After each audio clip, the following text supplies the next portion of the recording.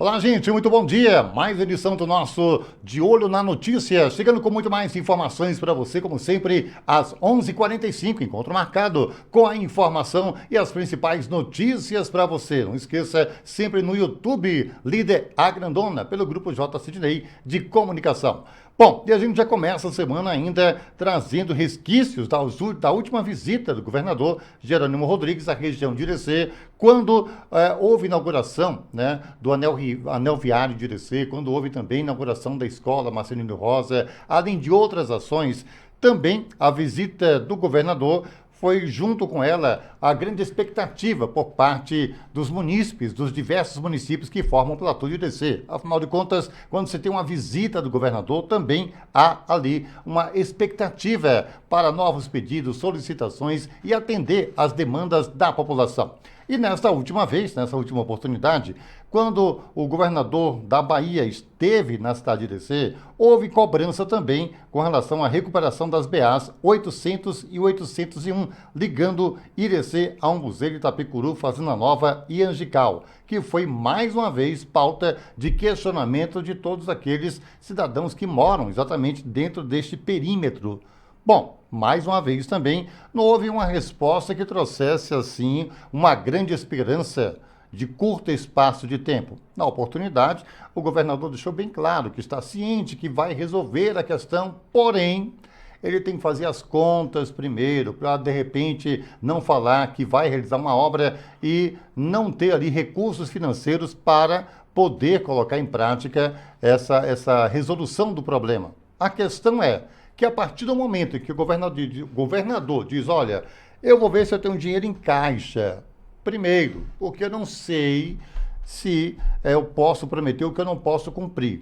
Diante da arrecadação que nós estamos acompanhando, nacional e também estadual, diante de algumas promessas em época de campanha e frente à necessidade do cidadão de cada demanda, a resposta deixou um tanto quanto apreensivo, se é possível acontecer ou não, como o Corpo de Bombeiros, a unidade de Corpo de Bombeiros para a região de Irecê. O governador disse também que iria ver custos e analisar primeiro e que haveria sim uma possibilidade até o final do seu mandato.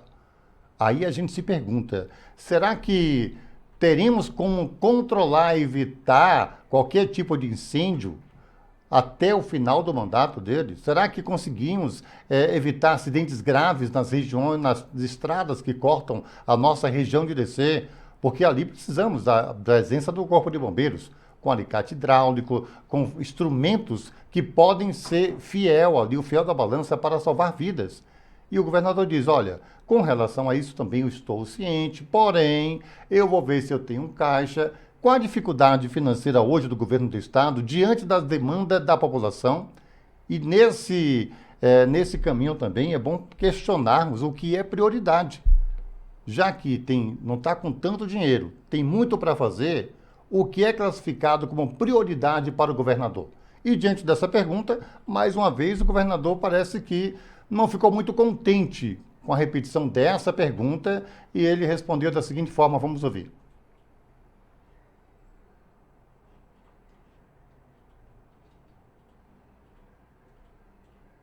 Para o município de Irecê. Está um projeto do aeroporto de Irecê.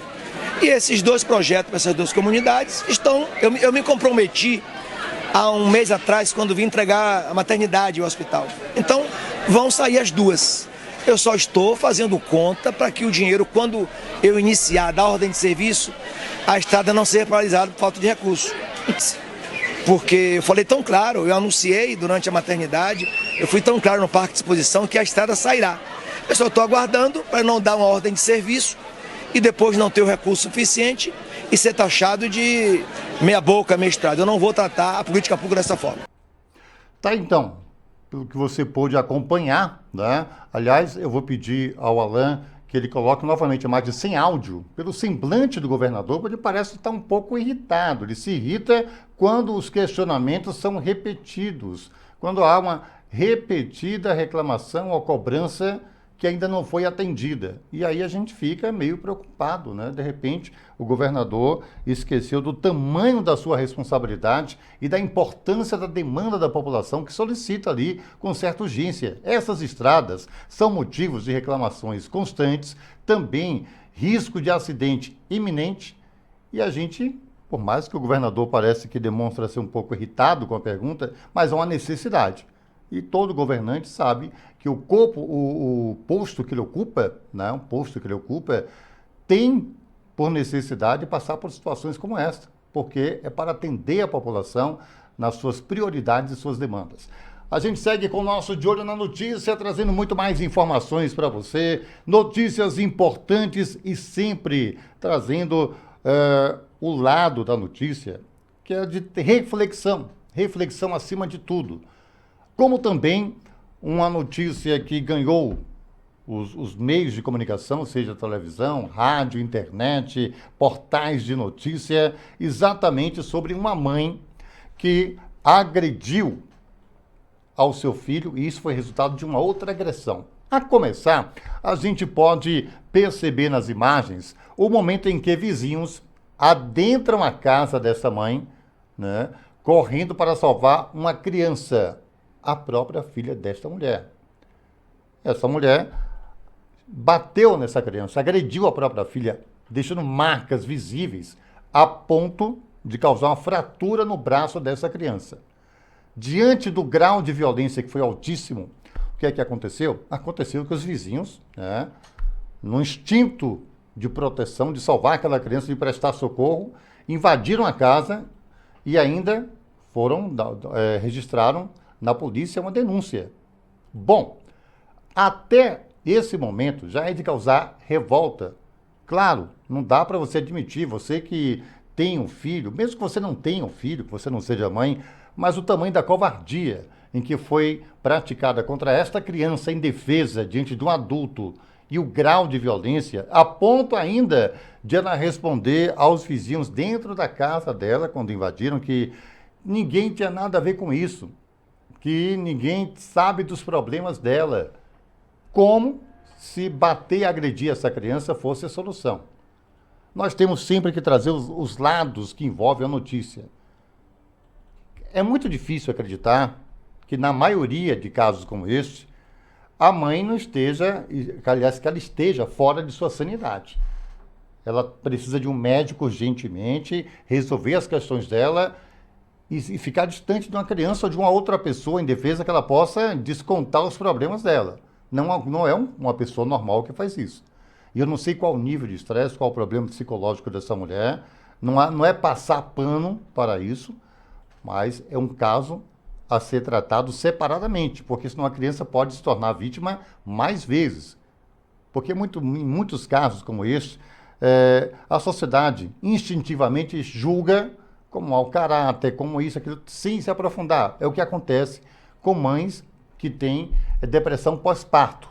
Muitas vezes há um julgamento, um pré-julgamento, uma condenação pela internet sem se aprofundar pelo fato. Este é um lado da história. O outro lado mais importante é a criança. A criança que sofreu agressão, a criança que tem aí também um trauma psicológico diante do fato, e um outro trauma ainda é a criança passar por toda essa situação e se deparar com a mãe sendo agredida na frente dela com um tapa. E aí essa criança precisa de apoio. Todo tipo de apoio psicológico dessa criança. E para finalizar essa história tem o fato da policial, mulher, provavelmente sabe, conhece o que é maternidade, e diante do fato de chegar e ver aquela criança machucada, naquele nível de agressão, braço fraturado, toda cheia de marcas, aquela policial, aquela PFEM, policial feminina, ela não se conteve. O instinto de mãe, o instinto de mulher, de proteção, falou mais alto, ela agrediu a mãe dessa menina. Por mais que muitos concordem que a mãe deveria ser punida, isso não cabe a um policial. E é nessa hora que muita gente diz, olha, lá vem a polêmica. Mas é polêmico. Mas é polêmico. Nós já tratamos aqui muitos policiais que precisam de apoio psicológico. É muito duro, é muito difícil ser policial nesse país em que o policial tem que se deparar com cenas de violência, cenas de óbito, corpos, todo tipo de coisa muito negativa e pesada. Muito pesada. E aí esses policiais precisam de apoio psicológico para tentar ter um autocontrole diante das situações mais difíceis. E por mais que nós tenhamos que levar em conta o estado dessa mulher policial ao se deparar com isso, não lhe dá o direito de agredir aquela mãe, principalmente na frente da filha.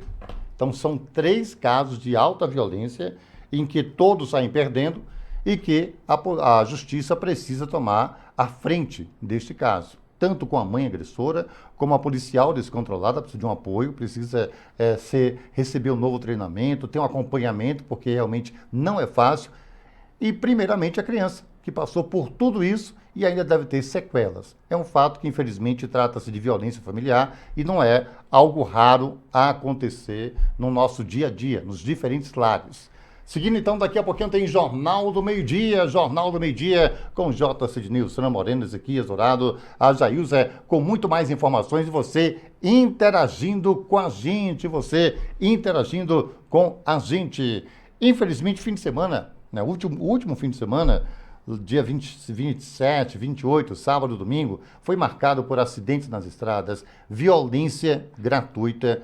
Houve também a invasão de mais um bairro em Salvador pelo crime organizado e também um fato que chamou a atenção foi a cena de violência em que um garçom matou um vereador e esfaqueou 2 em restaurante em Camusim, no Ceará. As cenas já ultrapassaram as fronteiras deste país, já ganhou o mundo, e algo que ainda pede uma resposta. Até o momento, não houve uma resposta do agressor. Qual motivo teria desencadeado o gatilho para ele fazer isso? Nas imagens você pode ver que ele vem da cozinha do restaurante e por trás de um dos clientes, o vereador, por trás ele corta o pescoço desse vereador. Depois ainda, quando o vereador instintivamente tenta sobreviver, procurando salvar a sua vida, sai correndo, levanta-se da mesa, mas infelizmente ele não escapou, foi a óbito. O homem também esfaqueou o dono do restaurante e outro cliente antes de fugir. E esse estado de loucura, né, até agora, não há uma resposta. Temos que aguardar uma resposta por parte dos médicos peritos, psicólogos que vão acompanhar o caso desse homem, o que motivou ele a ter uma atitude destas. Infelizmente, uma cena em que choca, que você pode acompanhar esta cena, e o grau de desespero não seria diferente. Um homem de 34 anos, ele foi preso em flagrante e a faca foi apreendida. A polícia localizou o suspeito do crime no mesmo dia, no bairro da Tijuca, na cidade de Camusim. Então, infelizmente, está aí uma tragédia de um estado de loucura e que vem preocupando. Até o momento, existe uma discussão de o quanto vai ser necessário um maior acompanhamento na área de saúde mental, principalmente porque aquelas casas de repouso, aqueles chamados manicômios, que pessoas com problemas mentais de alto grau de periculosidade, elas ficavam custodiadas. E agora não vai haver mais manicômios, casa de repouso direcionada a pessoas com problemas mentais e mesmo com alta periculosidade. Então está aí uma discussão, infelizmente nas ruas. Nós já registramos aqui também, através do grupo J. Sidney de comunicação, tentativa de assassinato, agressão gratuita feita por pessoas que têm problemas mentais, não têm um acompanhamento necessariamente rígido como deve ser e trazendo transtorno e risco à vida das pessoas que transitam pela cidade. Então, infelizmente, quando se traz essa notícia, tem que se abordar problemas mentais, pessoas com problemas mentais e que são riscos, sim, para a sua família, para a própria vida e também para a sociedade como um todo.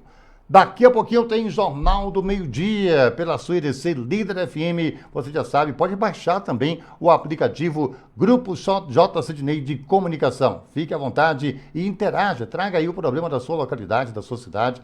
Conte com a gente sempre como apoio, reverberando buscando uma resposta às autoridades competentes. Muito bem, seguindo com mais informações na área também, agora dessa vez, na área policial. E um fato que estarreceu a boa parte da sociedade que foi na internet, nas redes sociais e mostraram sua indignação diante de um homem que comemorou o fato de ter sido preso. Ele falou, tem café, almoço, janta, futebol, serviço dentário. Vamos ouvir, som e imagem na tela, o que disse esse homem que revoltou tanto a internet neste último fim de semana.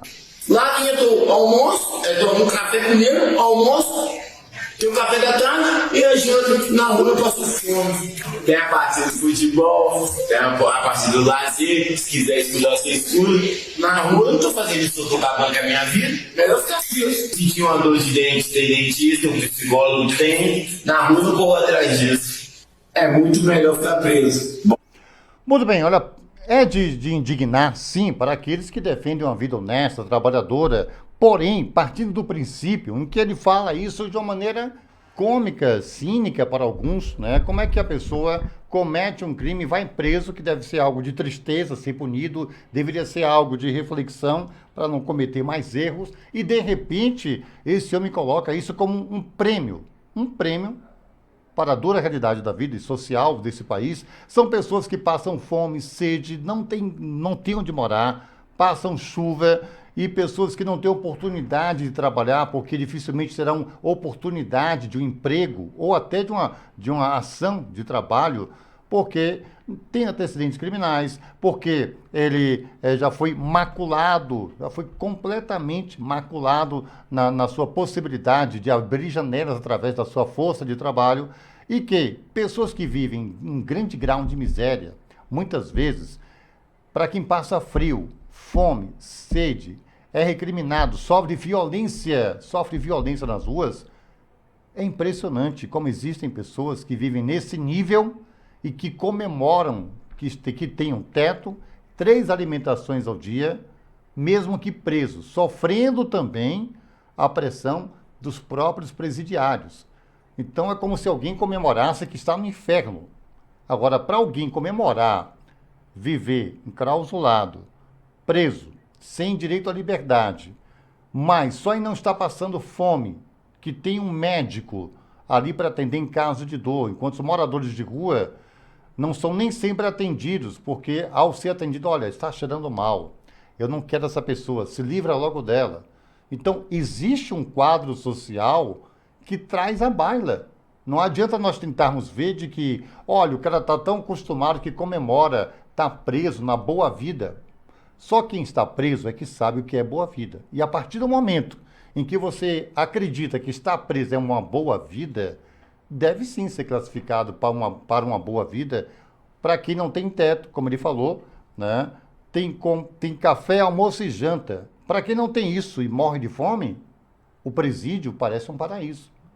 Mas só para essas pessoas que passam por essa situação. Então não dá para criar uma polêmica, tentar trazer daí que é vantajoso, que o país não tem justiça, que quem é preso tem boa vida, colocando em uma outra visão totalmente equivocada do que é ser preso. E quando se faz isso, incentiva também as jovens a acreditar que presídio é colônia de férias. Então há de se ter uma grande responsabilidade quando nós trazemos a notícia, quando nós comentamos a notícia, não de um lado político partidário ou pessoal, mas sim tentando enxergar a dura realidade de quem vive. E não dá para generalizarmos. Olha, tem pessoas que transformaram o crime numa profissão, que para eles tanto faz. Existem sim, mas não dá para nós generalizarmos e acreditar que não existe também uma deficiência social na linha abaixo da miséria, no desespero em que muitas pessoas são levadas a pensar como ele. Gente, até a próxima, então a gente se encontra amanhã às 11h45 da manhã, todos os dias aqui no nosso grupo J. Sidney de Comunicação. Agora vocês ficam com o Jornal do Meio-Dia.